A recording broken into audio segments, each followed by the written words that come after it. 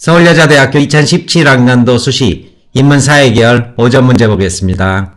서울여대는 2017학년도부터 문제 유형을 완전히 새롭게 바꾸고 있습니다. 그 전까지는 1번에서 언어서술 그리고 2번에서 도표 분석의 문제 이렇게 출제를 해왔다면 2017학년도부터는 언어서술과 도표를 이렇게 섞어서 서술하는 그런 문제로 변경을 했고, 전체적인 답안지 분량은 서울여대의 경우 원고지를 주지 않습니다. 밑줄 친 대학 답안지를 주는 만큼 800에서 1000자 안팎의 답안을 작성한다. 따라서 B4 용지의 그런 밑줄 친 답안지를 주는 만큼 자신이 한 줄에 어느 정도 자신의 글자 크기로 들어가는지 세어보셔서 800에서 1000자 정도의 그런 매듭을 한다. 이런 감을 잡으시고 평소에 연습을 하시면 될 것이고, 이 대문제 1번에서는 효율과 형평이라는 전형적인 경제 문제를 출제를 했고, 문제 2번에서는 청어, 청소년 언어의 의의와 한계를 제시문을 활용해서 서술하라. 전체적으로 제시문을 비교한 뒤 제시문을 토대로 평가하고 적용하고 혹은 분석한 뒤 제시문의 의의와 한계를 서술하는 그런 문제를 출제를 하고 있고, 이 문제와 관련해서는 배경지식에 탑재된 진위계수를 한번 들어두시게 된다면 이것을 보다 심층적으로 이해할 수 있을 것이고, 서울여대의 경우 대학 측에서 아주 선명한 예시 답안을 이렇게 공개를 하고 있습니다. 따라서 전체적인 서술의 키워드를 짚어본 뒤 대학 측의 답안을 소개해드리겠습니다. 서술의 키워드 확인하겠습니다.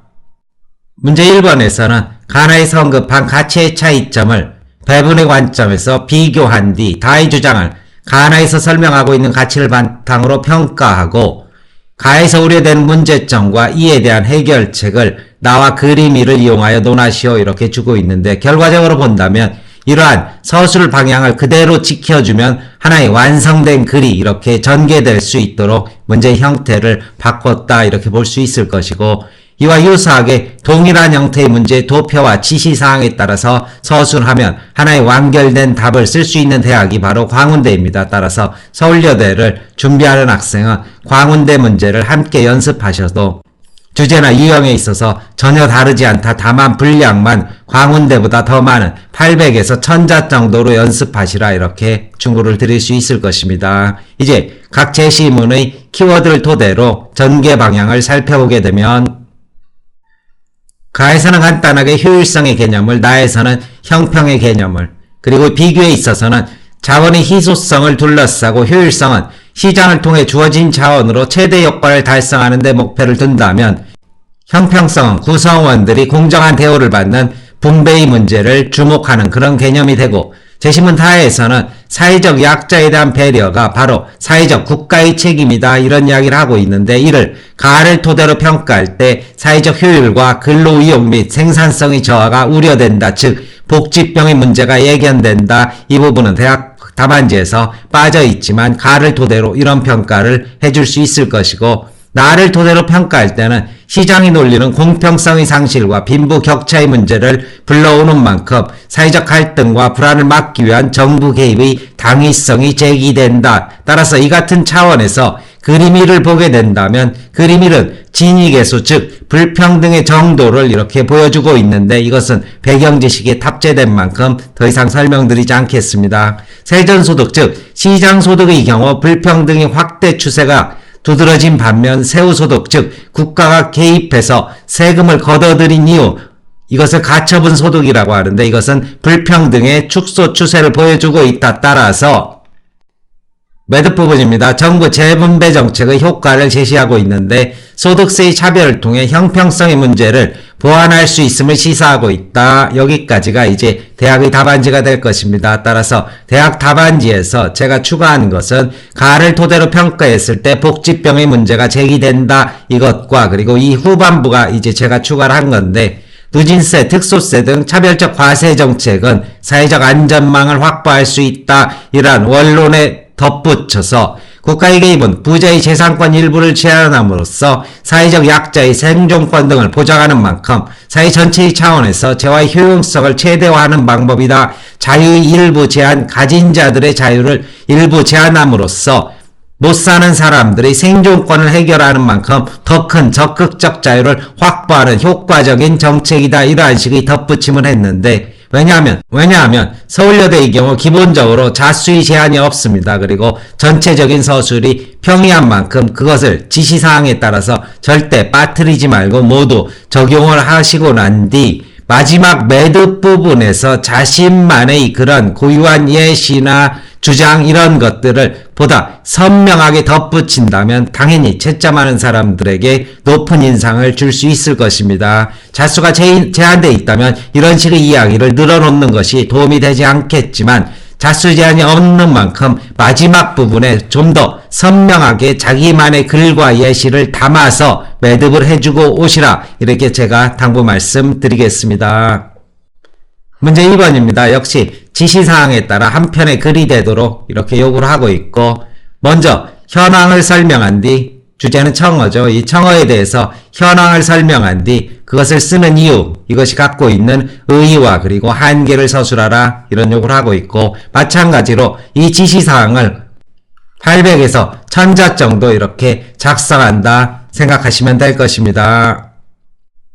먼저 가와 그림 1을 토대로 해서 현황을 제시할 수 있는데, 청어는 청소년 언어로서 학교나 학원과 같은 일상 공간에서 공유되며 청어를 자주 사용한다고 응답한 학생이 61%인 만큼 대다수 학생들이 이것을 즐겨 쓰고 있다. 가를 토대로 이것의 이유를 분석하면 언어적 차원에서 볼 수 있는데, 특정 집단에서 발생하는 언어 변이의 하나이다. 의사소통 상황에 따라서 지역, 나이, 성별, 계층, 직업에 따라 언어의 변이가 일어나는데, 이것은 청소년 계층에서 일어나는 자연스러운 언어 현상이다. 의사들이 또 의사들끼리 전문 용어를 쓰거나 기자들이 기자들끼리 야마 이런 말을 쓰는 것도 역시 마찬가지 맥락이 될 것이고, 재심은 나를 토대로 이유를 분석해 본다면 이것은 사회적 심리적 차원에서 접근할 수 있는데, 차별화와 동질화라는 모순성이 개입하는 것이다. 또래 집단과 동질화되면서 기성세대와는 차별화되고 싶은 이러한 욕망이 바로 청어를 사용하게 되는 이유 중에 하나가 된다. 이와 함께 이제 다와 라를 토대로 의의와 한계를 보게 된다면 이것은 청소년 사이 유대화 결속을 강화시키고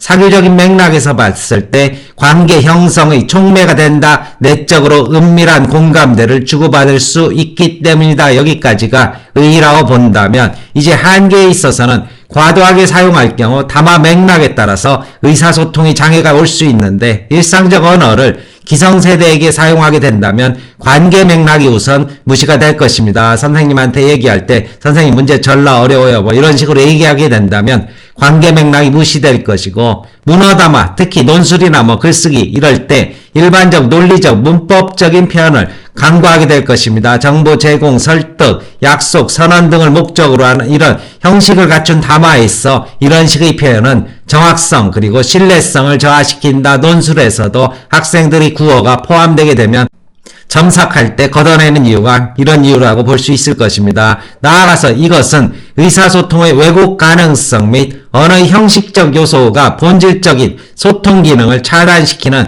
그러한 것으로 부작용을 초래할 수 있다. 이러한 서술 가능하게 될 것이고, 여기에서도 제가 마찬가지로 간단한 유추 매듭을 하나 이렇게 제안을 해보겠습니다. 의사들이 전문 용어로 환자들에게 증상을 설명하게 된다면 환자들에게 아무런 도움이 되지 않을 뿐더러 거부감이 있는 것과 마찬가지 맥락에서 설명할 수 있다. 이런 식의 자기만의 매듭 지어줄 수 있다면 문제와 관련해서 반드시 서술하고 오시라. 이렇게 부탁 말씀드리겠습니다.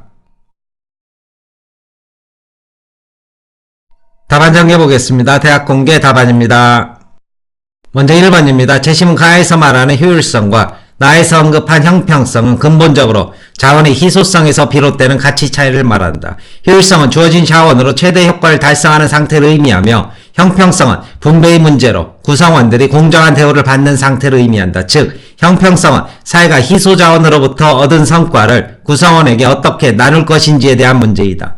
효율성을 경제 목표로 삼는 경우 집단 간 재산과 권력 등 사회적 자원이 불평등하게 분배될 우려가 있다. 인간의 욕망은 무한한 데 비해 욕망을 충족시켜줄 수 있는 자원은 한정되기 때문이다. 그런데 재심은 다하는 나에서 말하는 형평성의 가치에 근거해서 분배의 정의에 대해 설명한다. 즉 자신의 잘못이나 실패와 상관없이 어쩔 수 없는 장애나 여건 등으로 불리한 처지에 놓이게 된 사회적 약자에 대한 양보와 배려 등 사회적 책임과 중요성을 설명한다. 경쟁을 기본으로 하는 시장 경제체제의 분배는 자원 배분의 효율성은 달성할 수 있을지 몰라도 그것이 공평성까지 보장하지 못한다. 특히 소득 불평등 문제가 심화되면 계층 간의 갈등과 사회적 불호환이 야기될 수 있으며 이는 건전한 경제성장을 방해할 수 있기 때문에 정부는 시장을 통해 분배되는 소득을 재분배하기 위해 시장에 개입한다. 세전소득과 세후소득 기준으로 진위계수를 산출해서 비교하면 정부의 재분배 정책의 크기와 효과를 파악할 수 있다. 재심은 나는 정부가 조세부담 중에서도 소득세의 차별을 통해 형평성 문제를 해결할 수 있음을 시사한다. 실제 그림 1을 보면 우리나라가 지난 10년간 계층 간 소득 격차 해소를 위한 세금 부과를 통해 소득 불평등도 즉 진위계수를 낮추는 정책을 꾸준히 시행해 왔다는 사실을 알 수 있다. 모두 877자 분량의 대학 답안지이고 지시사항의 내용을 모두 착실하게 담마라 이러한 식의 메시지를 대학 측에서 주고 있습니다.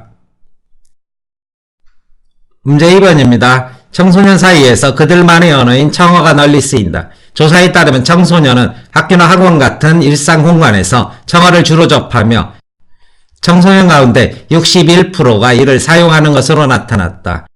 청어는 특정 집단에서 발생하는 언어 변이의 하나라는 점에서 특별할 것 없는 언어 현상이다. 언어는 의사소통 상황에 따라 다양한 변이를 일으키며 특히 지역, 나이, 성별, 계층, 직업에 따라 다양한 변이가 나타난다. 문장을 좀 바쁘게 쓴 것 같은데 여기서 보면 따라, 변이 이러한 식의 중복 표현이 드러나고 있습니다. 따라서 이 문장은 언어는 지역, 나이, 성별, 계층, 직업 등 의사소통 상황에 따라 다양한 변이가 나타난다. 이러면 따라 한 번과 그리고 다양한 변이 한 번을 없애고 서술할 수 있을 것입니다.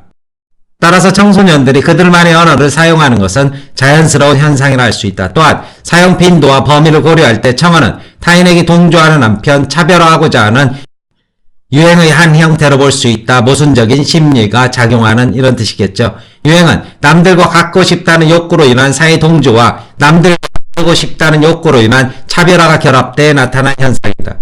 청소년 사이에서 청어가 빈번하게 쓰이는 만큼 또래 집단과 어울리기 위해서는 청어를 사용해야 한다. 청어 역시 겹치고 있는데 상호 간의 연대의식을 맺게 하는 촉매 역할을 한다. 청어는 학교나 학원과 같이 청소년들만의 공간에서 자주 쓰이면서 어른 세대와 단절하고 그들만의 문화를 형성하려는 차별화 욕구도 충족시켜준다. 비문법적인 표현도 자주 쓰이는 구어 담화에서는 청어를 사용한다고 해도 문제가 되지 않을 것이다. 그리고 기분을 표현하거나 친구들과 대화하는 등의 사교 맥락에 쓰인다면 또래 집단에서 관계를 형성, 증진하는 데 도움이 된다. 하지만 청어를 과도하게 사용할 경우 담화 맥락에 따라 의사소통에 문제가 생겨난다. 의와 한계 서술 부분이고 일상적으로 사용하던 청어 어휘를 과제나 어른에게 쓰는 편지에도 사용하는 경우가 있다. 그런데 구어 담화와 달리 문어 담화에서는 일반적 논리적 문법적 표현이 필요하다. 이런 상황에 청어를 사용하면 읽는 이에게 불편함이나 오해를 불러일으킨다. 또 사교 이외의 담화 목적에는 부적절한 경우가 대부분이다. 정확성과 신뢰성이 필요한 정보 제공, 설득, 약속, 선언 등을 목적으로 하는 담화에 청어를 사용한다면 화자의 신뢰도를 떨어뜨리고 결과적으로 의사소통이 원활하게 이루어지지 않을 가능성이 높다. 극단적인 경우 의미 전달 자체가 불가능할 수도 있다. 말씀드린 대로 의사, 환자 이런 식의 유추를 통해서 자기의 글을 한두 마디 이렇게 더 덧붙이는 것이 채점자에게 분명하게 선명한 인상을 줄 수 있을 것입니다. 설명 마치겠습니다.